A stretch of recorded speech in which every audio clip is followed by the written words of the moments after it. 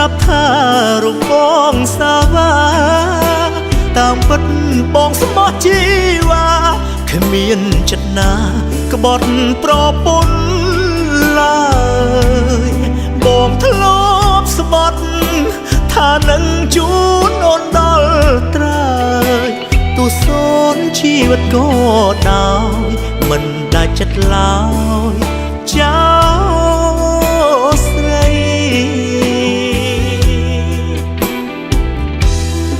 ស្រឡាញ់យូរហើយមិនទុកចិត្តគ្នា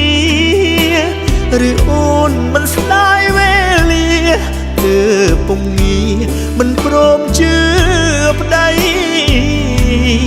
គេលៀបពួរចង់ឲ្យស្នេហាយើងបារាជ័យចិត្តស្មងបែប្រឡាំងដីដោយអ្នកទី3បោកប្រាំងប្រពន្ធអើយឈប់ខឹងនឹងបងទៅបងនៅទីនេះចាំកន្លែងចាស់អូនក៏ដឹងថាយើងស្រឡាញ់គ្នាណាស់មិនដែលមានចិត្តក្រឡាំងសូមត្រឹមក្បែរគ្នាលោកស្រី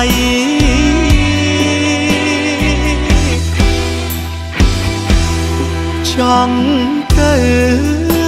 ក៏ទៅបាត់គ្មានស្រមោលដេចក៏ទុករូបបងចោលឲ្យតែតោលម្នាក់ឯងរីងរៃបាត់អូនទៅតើរស់នៅមានន័យអ្វីបើបេះដូងមានតែស្រីកុំជឿគេអីទុកចិត្តលើបង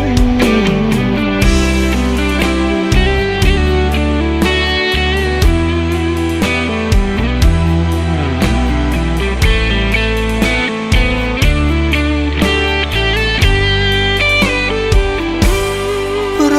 ពន្ធអើយឈប់ខឹងនឹងបងទៅ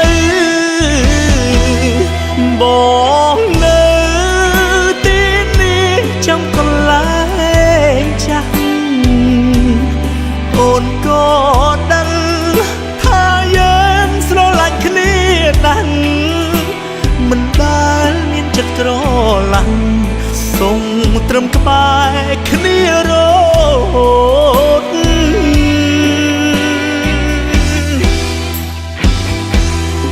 ចង់ទៅក៏ទៅបាត់គ្មានស្រមោលដេចក៏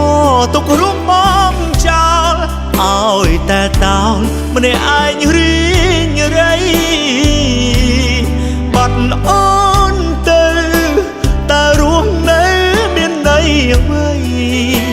បើបេះដូងមានតែស្រីកុំជឿគេអីទុកចិត្តលើបង